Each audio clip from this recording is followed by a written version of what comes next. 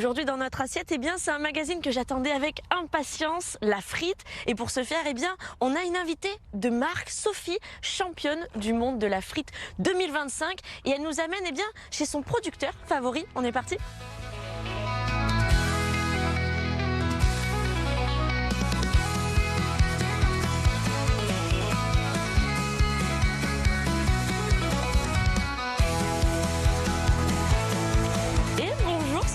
Bonjour Célia, vous allez bien? Très très bien, et vous? Très bien.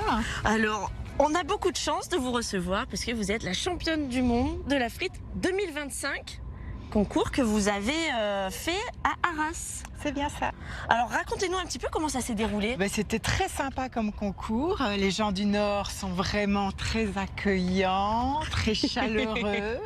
Comme leurs frites en fait. Comme leurs frites. Ouais, et on a vraiment pris beaucoup de plaisir à faire ce concours. C'est génial. Oui. Concours que vous avez gagné haut la main ou pas? Oui, haut la main. Apparemment haut la main. Le jury a mis très peu de temps à prendre sa décision. À prendre sa décision, exactement. Oui, apparemment, c'était ma frite qui est sortie vraiment du lot. Oh. Bon, alors évidemment, c'est grâce à vos talents de cuisinière, mais aussi grâce à la patate que vous avez choisie et au producteur à qui vous faites confiance. Ouais, c'est vraiment un hasard que j'ai goûté cette pomme de terre de chez Indermeyer à Malstratzheim. Oui. Et donc c'était une marabelle que vendait mon boucher. D'accord, ah oui, rien à voir. Rien à voir, je ne suis jamais venue dans cette entreprise. Et c'est mon boucher, en venant chercher mon petit cochon, qui me dit mais... Sophie, est-ce que tu as déjà goûté ces patates? Voilà, elles m'ont bien appelé, elles étaient là, dans un gros bac au milieu de la boucherie. Je les ai touchées et je me suis dit, allez, je vais les essayer, celle-là, parce que c'était ma période de test et j'essayais beaucoup de choses. Coup de foudre. Et là, elle est sortie du lot, c'était celle-là, vraiment. Et vous vous servez régulièrement? Vous venez régulièrement sur l'exploitation? Eh bien, depuis, comme je fais des petites manifestations autour de la frite, vu l'ampleur que ça a pris. Voilà, quand même, vu cette médaille d'or. Donc, je viens chercher mes patates chez Indermeyer avec plaisir. Et vous êtes reçu magnifiquement bien par Benoît, qu'on voit juste là. Bonjour Benoît. Bonjour Benoît. Sophie. Ça va? Ça va et vous? Salut Sophie. Comment tu vas? Très bien. Et il fait frais chez toi, hein? Bah oui. Trop bien. C'est mieux qu'au soleil. Oui, Ah, aujourd'hui, oui. On a déjà besoin d'être frais. Bon, avec Sophie, évidemment, on va cuisiner la patate pour en faire des frites. Nous, on va parler un petit peu de votre culture des patates et puis de la variété qui a gagné également ce concours. Parce que vous aussi, vous êtes champion du monde. Grâce à Sophie, oui. Par ricochet. Grâce à Sophie, oui. On est parti, on va dans le champ? C'est parti. Allez.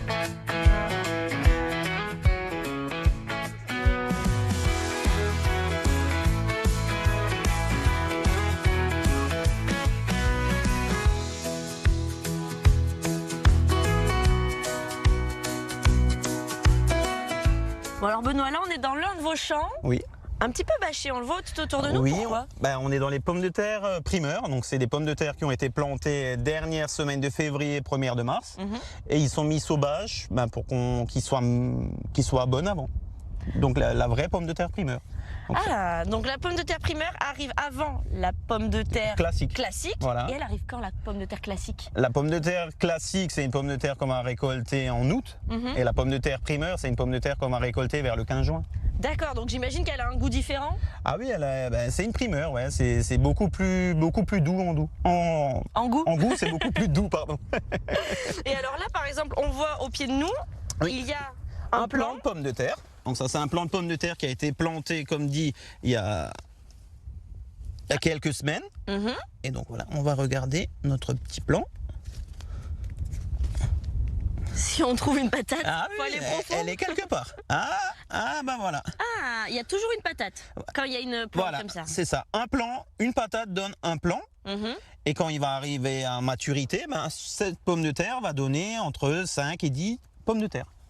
Ça va, c'est pas ça. mal, non? Ça, c'est pas mal.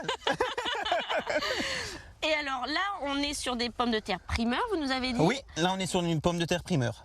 Il y a plusieurs variétés dans les pommes de terre. Ah, il y en a des milliers des variétés de pommes de terre. Vous en plantez combien, vous? Nous, on en plante une quinzaine de variétés différentes.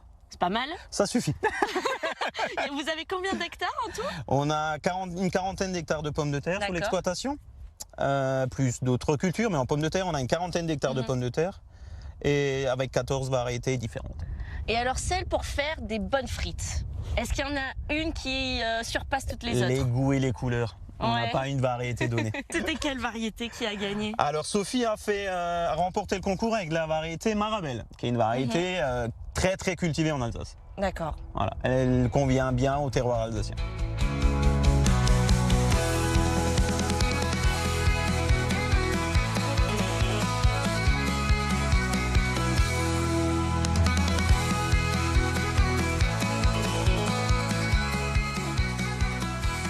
Bon, alors là, c'est la magie du montage. On se retrouve avec Benoît et bien dans le hangar. Oui, dans le hall de conditionnement, Et alors, on y retrouve évidemment des patates normalement.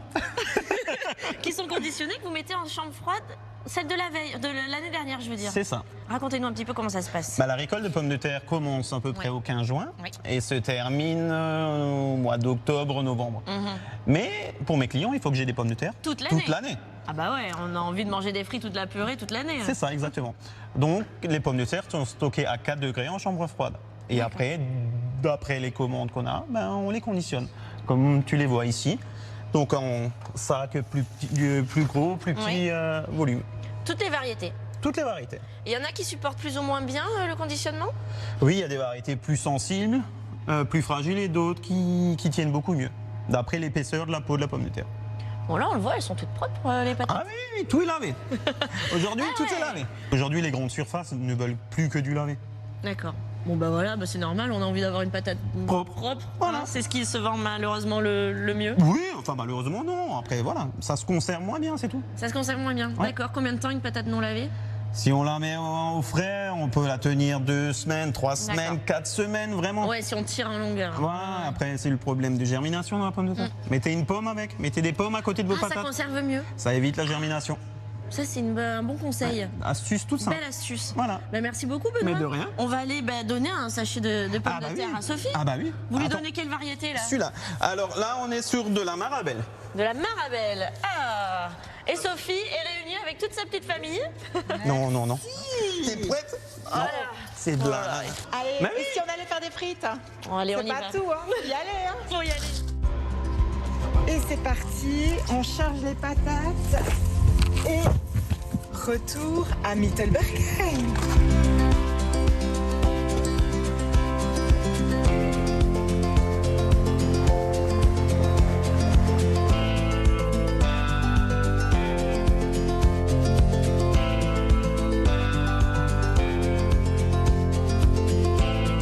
Allez, Sophie, on arrive chez vous là. Hein? C'est ça. On est à Mittelbergheim et nous allons faire des frites. Bah ouais, on est venu pour ça quand même, pour goûter les frites de la championne du monde. Exactement. C'est magnifique chez vous, hein, Sophie. Mon Dieu. Ah, on est bien, on est bien. Voilà. Allez, c'est parti. Donc, on a la chance, il nous les a nettoyées Oui. déjà. Elles sont toutes belles, toutes propres. Vive la Marabelle. Alors, nous Donc- faisons une coupe Grossière. pont neuf, c'est-à-dire au moins 12 mm. Et puis vous gardez la peau. Oui, ah oui, oui, c'est pour ça que je parlais de la pomme de terre a déjà été nettoyée par le producteur de pommes de terre. Ça, c'est du luxe, hein. Du luxe. Alors, voilà, moi j'aime bien ce genre de bâtonnet. Qu'en penses-tu? Bah moi j'aime bien aussi quand c'est un peu épais. Voilà, On a vraiment de la matière à croquer, c'est cool. c'est la rustique. Et on n'épluche pas les patates alors pour faire des frites? La vitamine est quand même dans la peau, hein. Profitons-en. Profitons-en, exactement. Voilà, voilà ce que ça donne. Et alors là, vu que vous êtes une experte de la frite et de la patate, qu'est-ce qu'on peut en dire de cette patate-là? Écoute, elle est, regarde la couleur déjà. Ouais. Un beau jaune, soleil. Nous sommes dans une journée soleil. Ça continue encore et encore. C'est que le début. D'accord, d'accord.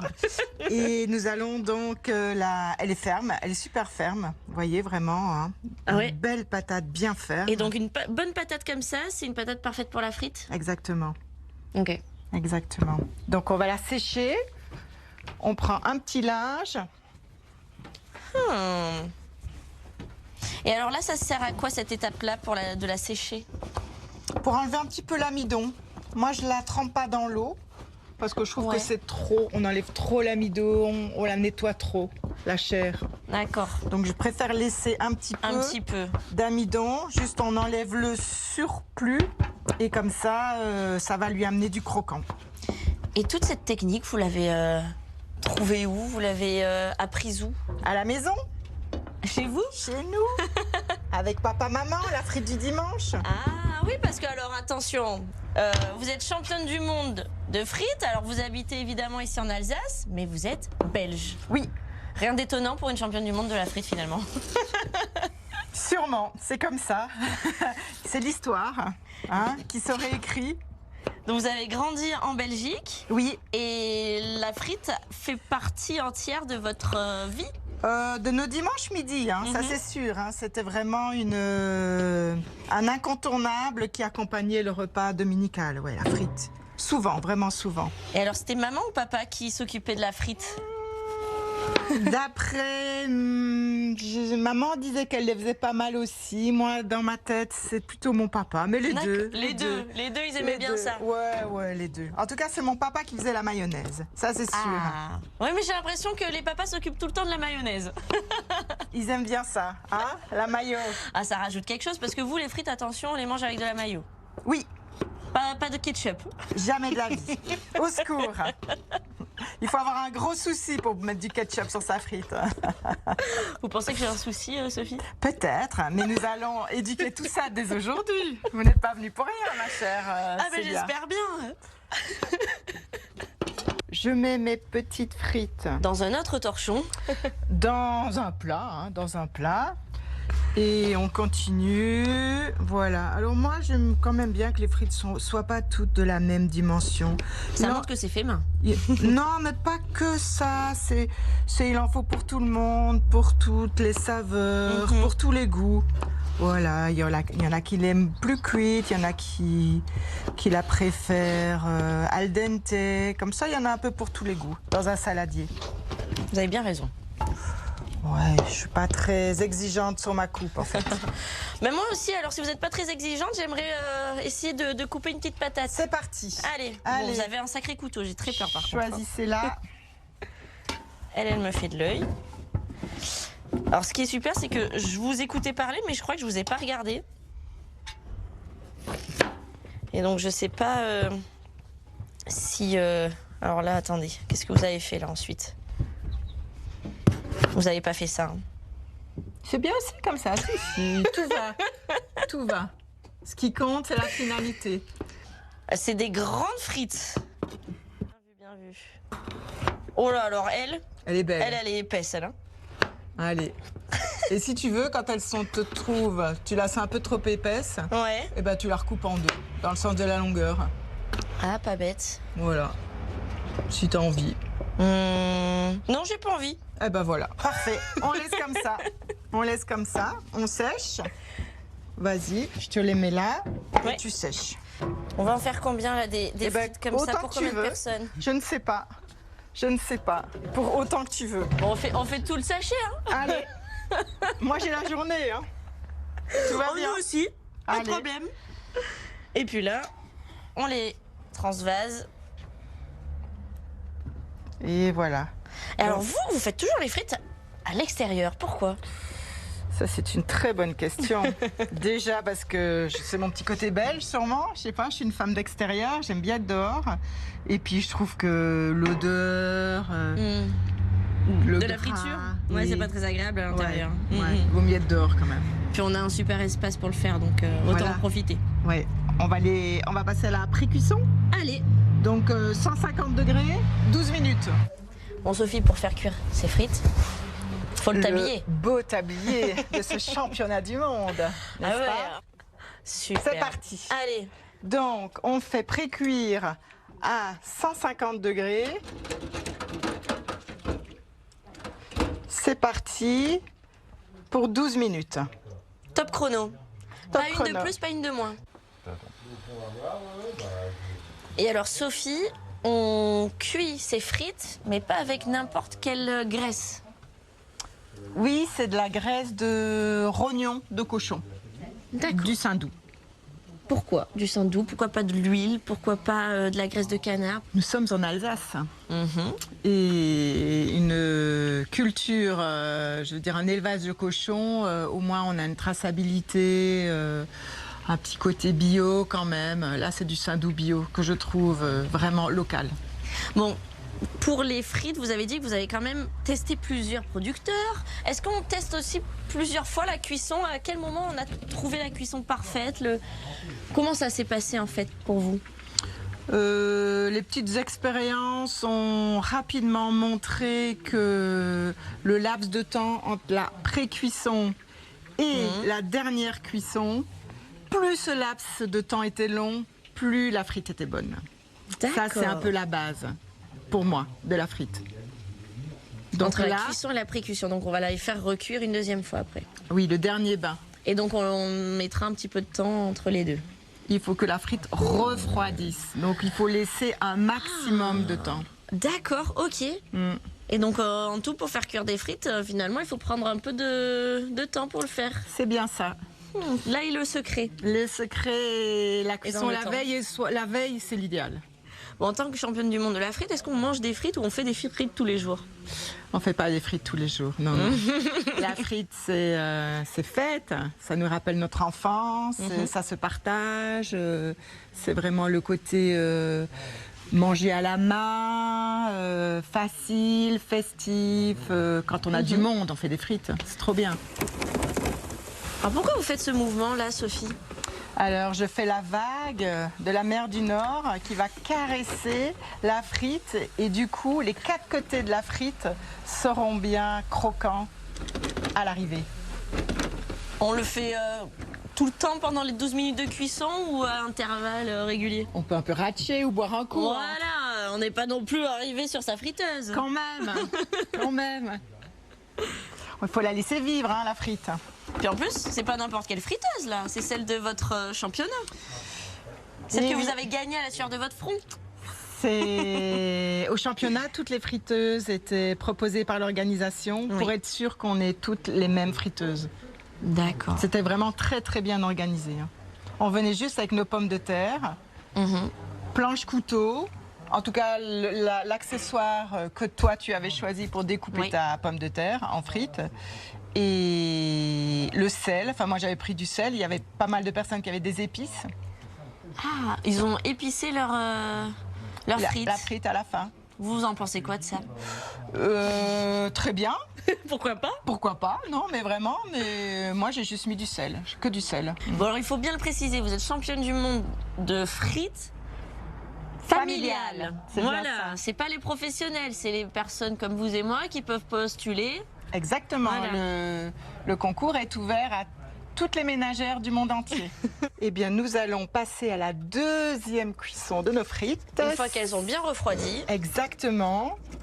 Et donc, cuisson 190. Et combien de temps? Alors là, c'est très très rapide, on va dire environ 3 minutes. C'est ce qui va donner le croustillant, c'est ça, la frite? Exactement. Et ce qui compte quand même, Célia, c'est toujours la couleur. C'est ça qui te donne.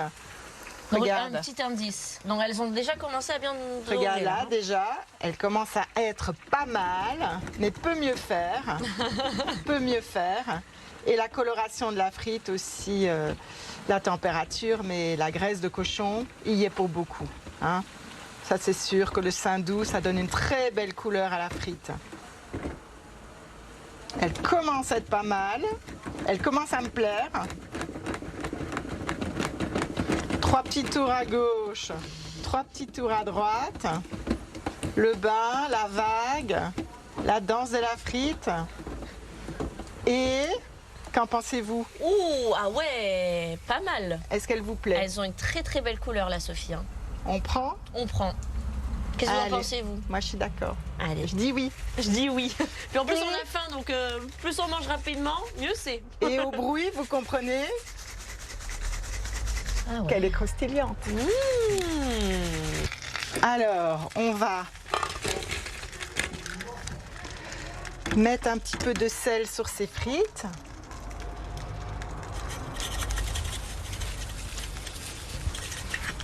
Voilà, et donc cet instrument sert à caresser la frite avec le sel, que le sel vraiment couvre toutes les parois de la frite. Et comme elle est bien chaude, il colle à la frite, c'est magique. Et donc nous allons aller les déguster avec mes amis. Ça, c'est génial. Vos amis, vos voisins, votre mari et puis votre fille aussi. Exactement. C'est super, tout le monde réuni. Alors, ce qui est rigolo, c'est que là, on part totalement de chez vous. Oui. Et on va juste à côté, la place du village. Ben oui, on s'est dit, il fait beau, allez, mangeons une frite sur la place du village. Mais rien ne vaut qu'une bonne frite, une frite championne du monde au soleil. Eh, Regardez. du jaune. Voilà, ils nous attendent. Et voilà. Magnifique. Quelle équipe! On savait que vous les attendiez. Super, merci. Une frite, ça vous Allez. tout tort finalement. Allez, merci beaucoup Sophie. Elle est très croustillante. Hein. Merci. Alors vous voulez manger comme ça les frites, sauce. pas de chichi. Pas de chichi. Mais alors là, il y a une petite sauce verte. Qu'est-ce que c'est que ça, Sophie? Alors une petite mayonnaise à l'ail des ours, voilà, qui est locale évidemment, qui est du moment. Histoire qui- de rehausser le goût. Voilà, et qui donne un petit goût aillé, qui rehausse un peu la mayo, qui est déjà bien citronnée. Moi j'aime la mayonnaise citronnée. Donc citron et ail des ours, ça fonctionne bien. Vous êtes kiné. À quel moment on se dit je vais participer au concours du championnat du monde de la frite familiale? Eh bien écoutez, je vais laisser la parole à mon mari, puisque c'est lui le seul et l'unique responsable de cette aventure. C'est mon petit frère qui va goûter la frite du champion du monde de l'année précédente, qui était à Angers, et qui va chez ce monsieur et qui va goûter, qui me dit en fait tu devrais inscrire Sophie au championnat du monde de la frite parce que ces frites elles sont bonnes, mais elle a toutes ses chances. Donc voilà. Mais vous étiez il- convaincu, vous? Oui, bien sûr. Sans souci. Et puis pour la rigolade, pour l'ambiance, pour tout. Et donc on s'est retrouvés à plus d'une vingtaine à Arras à soutenir Sophie et JD, son binôme belge, D'accord. qui ont fait et qui ont gagné ce championnat du monde. C'est génial, non? Voilà, c'était fantastique.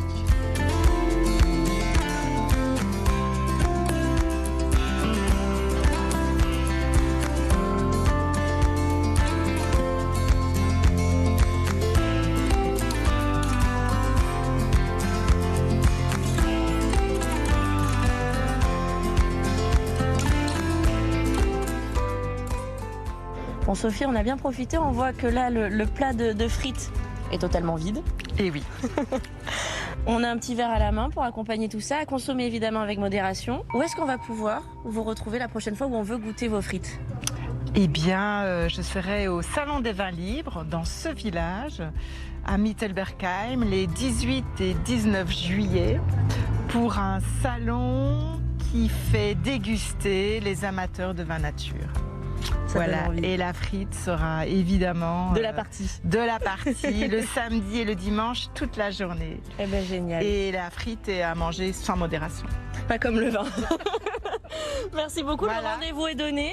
Nous, on va continuer de profiter de ce soleil, de cette place. Et puis nous, on se dit à la semaine prochaine pour un nouvel épisode. Bye.